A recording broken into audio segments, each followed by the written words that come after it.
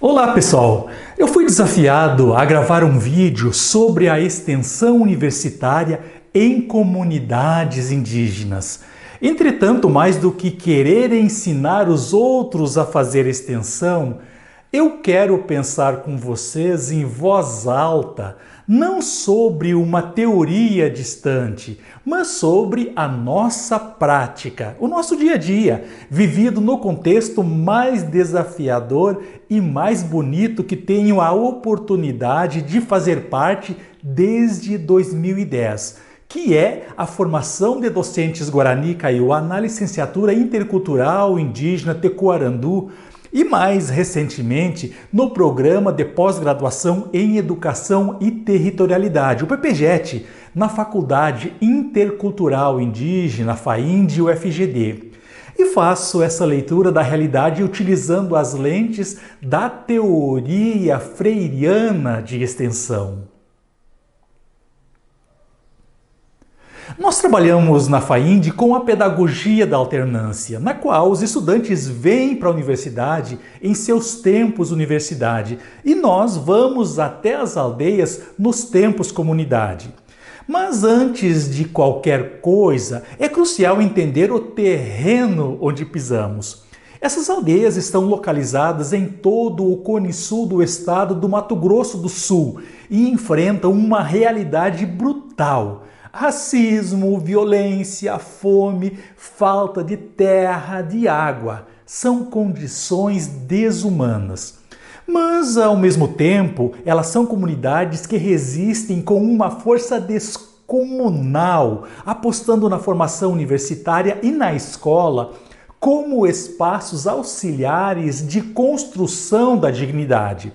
A pergunta, então, que não pode calar é: num contexto assim, o que a universidade tem a fazer? O que é, de fato, realizar extensão, principalmente quando inserimos na UFGD a curricularização da extensão em todos os cursos? E é aqui que Paulo Freire nos ilumina.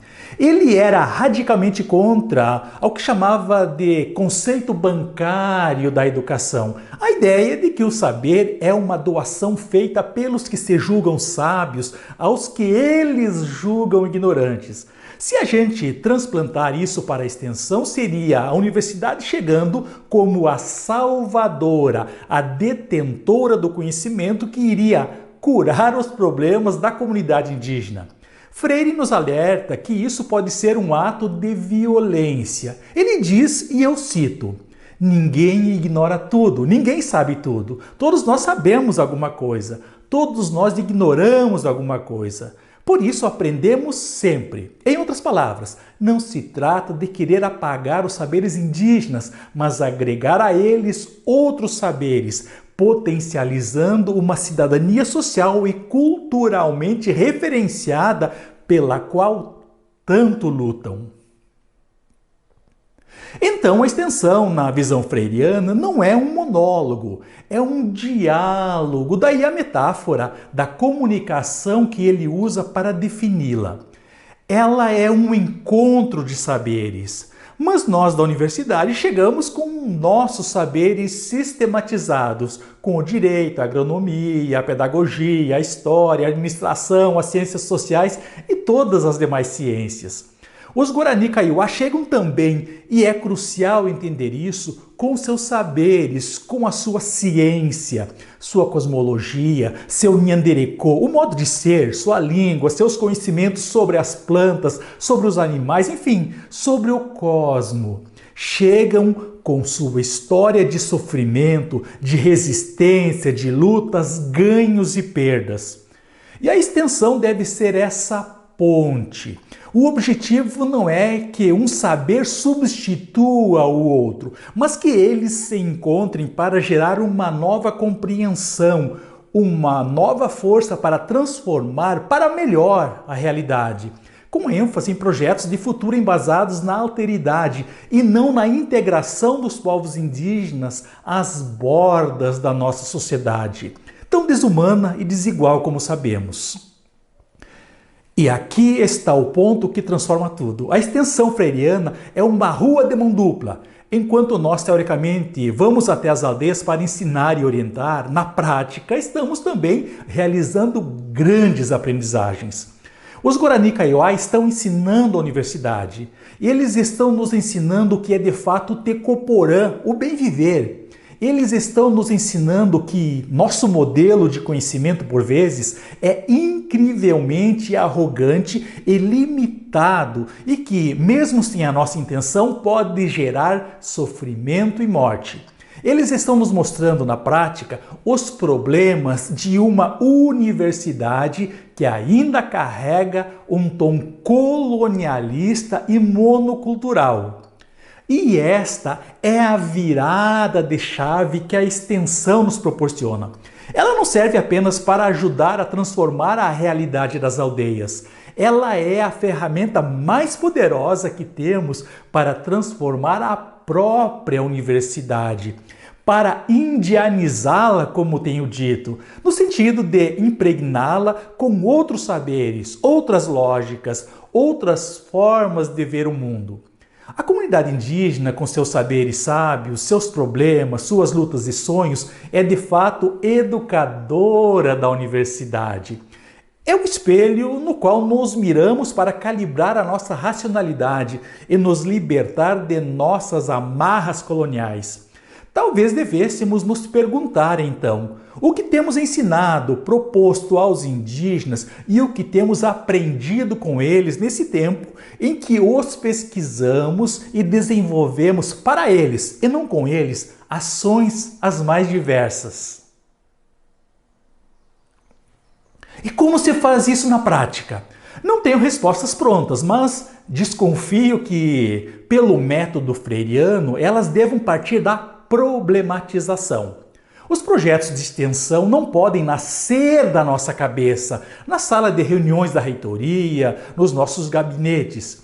Eles têm de nascer da escuta, utilizando a linguagem freiriana dos círculos de cultura nas aldeias. E é lá que temos de fazer a pergunta: qual é o tema gerador dessa comunidade? Não podemos chegar com um projeto pronto de horta comunitária, por exemplo. Temos que sentar, ouvir os mais velhos, as lideranças, os professores indígenas e perguntar: o que ameaça a nossa soberania alimentar? O que nos enfraquece? E a partir dessa investigação conjunta, aí sim, construirmos nossos projetos de intervenção. Como dizia Freire, a investigação se faz junto aos homens e também mulheres e crianças, é claro, no que chamamos de círculos de investigação temática. O que significa na prática essa via de mão dupla? Significa, só para dar 3 exemplos, diante de inúmeras outras possibilidades, desenvolver projetos de extensão que fortaleçam e amplifiquem a voz indígena, como a produção de vídeos e materiais didáticos feitos por eles, contando sua história, rompendo a cultura do silêncio. Projetos que auxiliem no enfrentamento de conflitos, como assessoria jurídica popular feita com eles, formando agentes indígenas para lutar por seus direitos.